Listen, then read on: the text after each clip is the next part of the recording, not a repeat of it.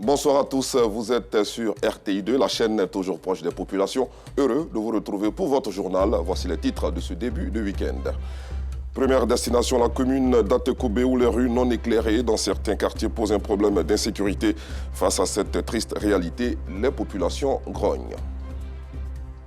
À l'international au Sénégal, c'est une première victoire dans le bras de fer judiciaire qui oppose Ousmane Sonko à l'État. Un tribunal ordonne sa réintégration sur les listes électorales. Bienvenue et surtout, merci pour votre fidélité. Parlons d'autonomisation de la femme pour ouvrir cette édition. L'Association Femmes Unies de Côte d'Ivoire, une ONG qui œuvre pour le maintien de la paix, a fait le bilan de ses activités le vendredi dernier dans la commune d'Adjamé. De nouvelles initiatives ont été aussi prises pour l'année 2023-2024. Reportage à Sita Diarra. Œuvre pour le maintien de la paix et la cohésion, mais aussi pour l'autonomisation de la femme, des défis lancés par l'Association des Femmes Unies de Côte d'Ivoire. Cette structure a fait le bilan de ses activités avant de prendre de nouvelles initiatives. Nous voulons dans un premier temps dire merci à la présidente nationale qui a réussi le pari de regrouper toutes les femmes de la Côte d'Ivoire au sein de l'AFUCI. Nous lui disons vraiment merci pour tout ce courage qu'elle a eu. Maintenant, le bilan qui nous a été présenté ce matin, ça a été un bilan positif pour nous. L'AFUCI est diversifiée. Dans l'AFUCI, il y a des fonctionnaires, il y a des ménagères, il y a des commerçantes et on prend tout le monde en compte. C'est diversifié aussi sur le plan ethnique, raison pour laquelle on parle des alliances interethniques. Et on demande au président de la République de nous faire face pour avoir plus de fonds, pour aider plus de femmes. Aujourd'hui, nous sommes là aussi pour donner les kits des enfants à leur maman pour aller à l'école. Parce qu'au sein de AFICI que nous sommes, il y a des orphelins, il y a des enfants défavorisés, il y a des veuves. Donc, nous allons partager les kits scolaires. Cette association est aussi l'espoir des familles à faible revenu qui traversent des moments difficiles. J'ai mon enfant qui est très malade. Et c'est comme ça que j'ai contacté maman Nicole. Et en tout cas, quand je l'ai contactée, elle m'a aidée. L'Association des Femmes Unies de Côte d'Ivoire ont mené plus d'actions pour l'autonomisation des femmes des différentes communes d'Abidjan, mais aussi celles des villes de l'intérieur. Dans la commune d'Atekoubé, à la tombée de la nuit, circuler sur l'ancienne voie de Yopougon qui passe par le quartier Boribana constitue un danger. La route est non seulement dégradée, mais aussi non éclairée. Les agressions y sont légion, en plus des accidents de la circulation. Nos reporters, Théodore Zouzou et Clément Boko, ont pris le risque de parcourir cette voie après 22 heures pour se rendre compte de la triste réalité. Suivons donc leur compte-rendu. Axe Cité-Fermont, carrefour policier, communément appelé ancienne route de Dabou. Il est un peu plus de 22h30. Pas d'éclairage public.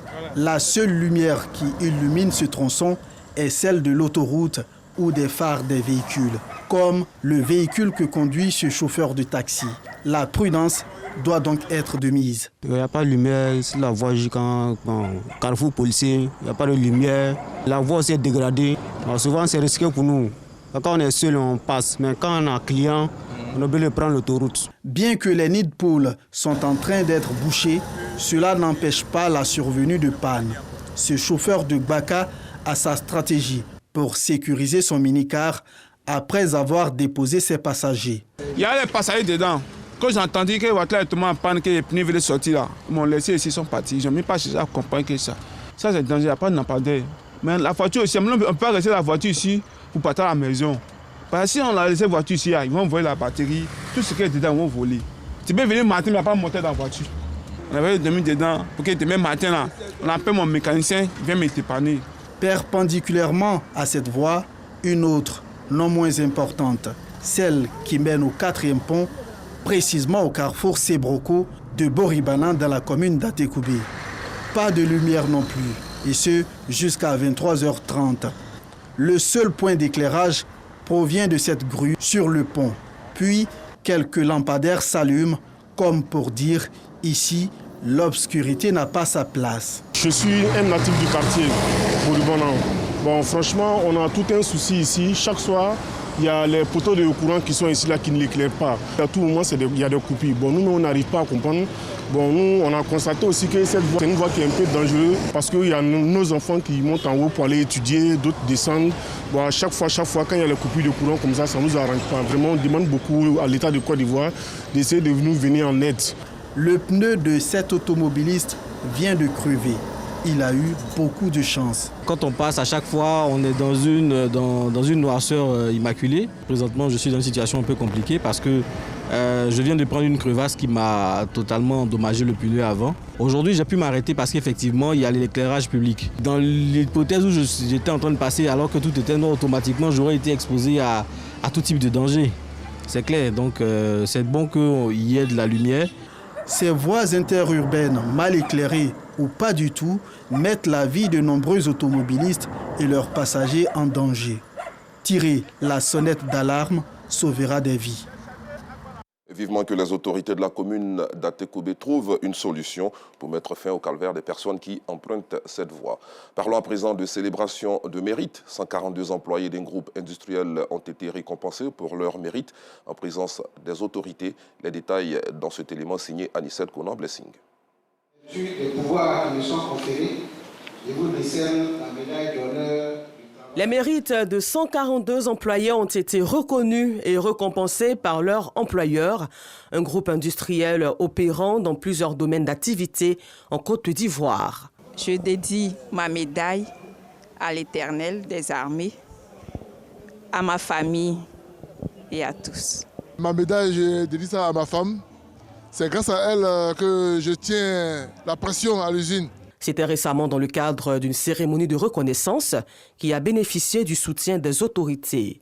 La priorité absolue à la sécurité et au bien-être au travail, une profonde culture d'inclusion, de diversité et d'équité, un programme interne de reconnaissance des performances et un processus de développement personnel, une place prépondérante faite à la santé et à la nutrition, un accent particulier à l'intégration des femmes dans nos activités. Ce sont tous ces éléments que nous célébrons aujourd'hui. Au nombre des récipiendaires, 9 ont été distingués de la médaille Grand d'Or, 10 ont reçu la médaille d'or, 31 la médaille de vermeil et 92 la médaille d'argent. Autre sujet à présent, la tournée africaine de la coopération ou encore le marché de toutes les opportunités, une organisation des fondateurs des grandes écoles, des chefs d'entreprise, des professionnels de tous les secteurs d'activité, des artistes et des milliers d'étudiants africains a organisé une conférence de presse pour annoncer la 23e édition du TAC Koumassi Expo, prévue donc du 10 au 20 novembre prochain à l'espace Agora de Koumassi. Le reportage de Yacouba Koulibaly est commenté par Bintou Pekele. Depuis l'école, Abidoye a toujours nourri le vœu d'obtenir une opportunité d'emploi par le biais de son établissement de formation. Mais la difficile réalité de l'insertion professionnelle l'a poussé à se contenter de son statut de stagiaire. Il est très important que lorsqu'un parent met son enfant à l'école, l'employabilité soit garantie. Parce que quand tu mets ton enfant à l'école, tu t'attends à un plus, de sorte que quand il finisse, il trouve un travail dans lequel il puisse s'insérer et apporter son soutien à la famille. Pour trouver une issue favorable aux attentes d'Abidoye et d'autres étudiants, la tournée africaine de coopération Koumassi Expo TEC 23 est née. Un marché favorisant la coopération entre les grandes écoles et les entreprises afin de faciliter l'insertion professionnelle des jeunes diplômés.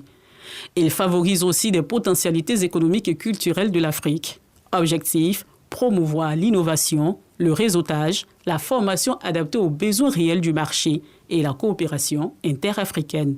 Marché de toutes les opportunités, c'est parler de l'employabilité, parler de la formation en adéquation avec l'emploi, parler de l'insertion professionnelle, parler du réseautage des entreprises, c'est parler de l'ordre international des grandes écoles africaines, c'est travailler sur les curricula, c'est permettre véritablement aux jeunes qui sont en train d'être formés aujourd'hui d'avoir le chemin véritablement et conformément à leur formation. Donc il est question véritablement de mettre en place une plateforme qui tient compte de la formation, de l'employabilité, de l'insertion. Une initiative qui séduit le représentant de l'UNESCO. C'est une bonne initiative qui aborde des thématiques conformes à la mission de l'UNESCO. Notre présence traduit notre soutien à cet important projet innovateur. La tournée africaine de la coopération TAC Koumassi Expo, une organisation des fondateurs des grandes écoles, chefs d'entreprise, professionnels de tous les secteurs d'activité, artistes et milieux d'étudiants africains. Au bout des 23 années d'existence, elle continue d'œuvrer en faveur de l'insertion professionnelle des jeunes diplômés, de récompenser l'excellence et le mérite, de faciliter des partenariats fructueux et de bénéficier à l'implication des autorités étatiques. Direction la commune d'Abobo pour parler développement. Venus des divers quartiers et sous-quartiers de la commune la plus peuplée d'Abidjan, les jeunes leaders se sont donné rendez-vous à Biabou pour célébrer le développement. À travers cette cérémonie, ils ont traduit leur gratitude au maire Kandia Camara pour ses actions dans ce sens. Nous Sangari. Abobo fait sa mue. En témoignent les différents chantiers en cours de réalisation, notamment le palais de justice au quartier Belle Cité, le lycée d'excellence des jeunes filles, la piscine olympique, ainsi que les travaux de voirie, des infrastructures de développement impulsées par Kandia Camara, maire d'Abobo. Au cours d'un gala de reconnaissance, les leaders de jeunesse issus des différents quartiers de la commune d'Abobo n'ont pas manqué de lui traduire les reconnaissances. Vous le constatez avec tous ces énormes chantiers. Et là, tous ces jeunes-là, à force de voir ces chantiers-là, commencent à inspirer. Et ils attendent beaucoup du gouvernement, ils attendent beaucoup de leur maire. Tous ces jeunes-là pensent qu'avec elle, ils ont tout à gagner. Représentant le maire d'Abobo, Fama Touré, par ailleurs président de la Chambre de commerce et d'industrie de Côte d'Ivoire, a rassuré les jeunes quant à la volonté de Kandia Camara de contribuer au rayonnement de la commune. Madame le maire a pris toutes les précautions déjà par rapport à des projets et des start-up qui vont être soutenus. Les incubateurs vont être mis en place. En tout cas, elle aura le temps de dérouler tout ce qui est prévu pour la jeunesse et pour que cette jeunesse soit une jeunesse suffisamment responsable. C'est dans une ambiance festive que les jeunes d'Abobo ont exprimé leur gratitude à la première magistrate de la commune d'Abobo. Renforcer les capacités des jeunes et des femmes, tel est l'objectif visé par les étudiants du Boaké. Ils ont été formés sur le volontariat, le bénévolat et l'entrepreneuriat. Boubacar Silla, Soro Corona. Des jeunes en formation sur l'entrepreneuriat, le volontariat, le bénévolat et le leadership à Boaké. Une session de formation gratuite organisée par des étudiants de l'université Alassane Ouattara. Cette rencontre s'inscrit dans le cadre du renforcement des capacités des jeunes et des femmes sur l'entrepreneuriat et le bénévolat. Objectif donné aux participants des outils techniques sur les deux notions, leadership et engagement communautaire, moteur d'une inclusion sociale. C'est le thème de cette formation. Nous avons pensé la journée de formation en leadership et engagement communautaire parce que nous nous sommes dit qu'à notre ère, les jeunes qui se disent leaders sont nombreux, mais peu d'entre eux sont réellement leaders. J'ai appris que pour être un leader, il faut servir aussi beaucoup de personnes. Par rapport au bénévolat, on peut aussi avoir des opportunités d'affaires. Le président régional du Conseil national des jeunes du Côte d'Ivoire du Béquet exhorte les participants à traduire dans les faits les enseignements reçus. Nous sommes venus pour les inviter véritablement à saisir également toutes les opportunités que l'État met à leur disposition. Nous les avons invités également à accepter d'être des bénévoles. Nous les avons invités à pouvoir donner le meilleur d'eux-mêmes sans attendre quelque chose en retour. Cet atelier de formation qui a sa 4e édition a été aussi l'occasion pour sensibiliser les jeunes sur leur rôle dans la consolidation de la paix, de l'unité et le développement local. Un mot de sport dans cette édition, à J-92 de la CAN 2023 de football qui se tiendra dans notre pays. De jeunes Ivoiriens ont développé une application pour faire la promotion de la destination Côte d'Ivoire. Dénommée African, l'application est gratuite et offre l'opportunité aux utilisateurs de proposer des services. Les détails avec Bintou Pekele. Toute la CAN en un clic. C'est la simplicité que donne l'application mobile African 2K23, conçue par de jeunes Ivoiriens pour faire vivre au mieux la CAN 2023 aux amoureux du football. Gratuitement téléchargeable, l'application African 2K23 présente un menu varié. Vous la téléchargez et vous pouvez l'utiliser comme des applications normales des réseaux sociaux. Donc là-dessus, il y a des menus différents, des menus liés au sport, des menus liés à la culture ivoirienne, des menus liés au bon coin, aux services, aux différents business, aux opportunités qu'on peut avoir en Côte d'Ivoire. Et à l'intérieur, on a même un jeu, quiz, qui permet aux gens d'apprendre, de créer l'engouement en fait. Cette application-là, avant la CAN, c'est pour motiver, c'est pour fédérer l'engouement de tous ceux qui sont en Côte d'Ivoire et hors de la Côte d'Ivoire pour que cette CAN soit franchement différente des autres CAN. Créer l'engouement, promouvoir le patrimoine culturel et les services de qualité des villes où se joueront les matchs de la CAN, Ces objectifs de African retiennent déjà l'attention des utilisateurs. J'ai essayé de parcourir, j'ai installé l'application, j'ai parcouru les menus. Je crois que ça sera une belle aubaine pour ceux qui visitent la Côte d'Ivoire. Et puis pour les amoureux de foot, il y a une rubrique qui m'intéresse vraiment dedans, c'est la rubrique où on a la possibilité de pouvoir ajouter des services. Voilà, donc je pense que c'est vraiment une très belle application. Voilà. Ce qui est très intéressant, il y a plusieurs tentacules. Ça va au-delà du football, ce que j'ai remarqué. Donc il y a des choses qui m'intéressent vraiment dans cette application. C'est pourquoi j'ai voulu prendre le code QR là. J'encourage d'autres personnes aussi à encourager ce genre d'initiative. Surtout que venant de la jeunesse, et quand je vois des choses comme ça, ça fait énormément plaisir. Parce que je me souviens que nous, très jeunes, on n'a pas ce genre de vision.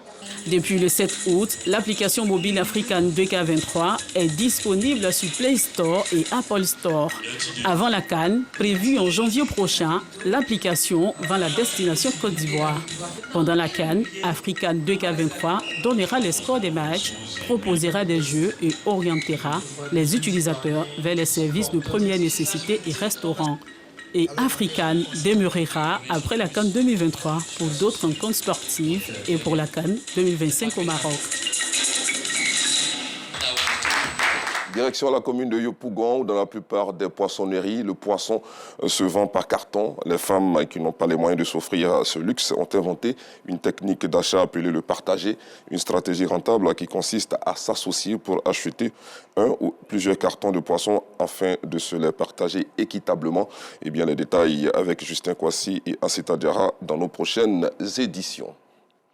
Dans l'actualité nationale également, Inades Formation s'est engagée depuis 2017 dans la recherche et la promotion des mets et breuvages à base de produits locaux ou de vivres de souveraineté à travers un projet mis en œuvre dans 10 pays africains. L'Institut veut amener ces différentes nations à consommer local. Plus de précisions avec Théodore Zouzou et Clément Boko également dans nos prochaines éditions. Hors de chez nous, comme annoncé en titre au Sénégal, la saga politico-judiciaire autour de Ousmane Sonko a connu un nouveau rebondissement avec la décision d'un juge provincial qui paraît le remettre dans la course à la présidentielle. C'est une première victoire dans ce bras de fer judiciaire entre l'opposant emprisonné et l'État. Hier, le juge du tribunal administratif de Ziguinchor a annulé la radiation de Ousmane Sonko des listes électorales et a ordonné sa réintégration. De l'autre côté de la frontière nord de la Côte d'Ivoire, le Burkina Faso et la Russie continuent de resserrer leurs liens. Un accord a été signé ce vendredi pour la construction d'une centrale nucléaire par Moscou dans ce pays sahélien. Au moins d'un quart de la population a accès à l'électricité. Le pays des hommes intègres, dirigé par un régime militaire depuis l'an dernier, cherche à diversifier ses partenaires et s'est notamment rapproché de la Russie. Hors du continent, un homme armé d'un couteau et criant Allahu Akbar, fiché par les renseignements bien sûr français pour son radicalisme et sous surveillance, a tué un enseignant et blessé grièvement 2 personnes dans un lycée à Arras dans le nord de la France ce matin. L'assaillant, interpellé par la police, Mohamed Mogouchkov, âgé d'une vingtaine d'années, est d'origine tchétchène. Selon des sources policières, selon l'une d'elles, il est de nationalité russe, arrivé en France en 2008. Et puis l'actualité internationale reste dominée par la guerre entre Israël et le Hamas. Des centaines de Gazaouis fuient ce vendredi vers le sud, suivant un appel à l'évacuation adressé par Israël à tous les civils de la ville de Gaza, avant une offensive terrestre attendue sur le territoire palestinien contrôlé par le Hamas, en représailles à l'attaque sanglante menée samedi dernier par le mouvement islamiste palestinien. Depuis le début des hostilités, c'est la crise la plus meurtrière de l'histoire d'Israël. Au moins 1300 personnes, en majorité des civils, ont été tuées selon l'armée. Point final, merci d'avoir suivi cette édition. Bon début de week-end sur RTI2.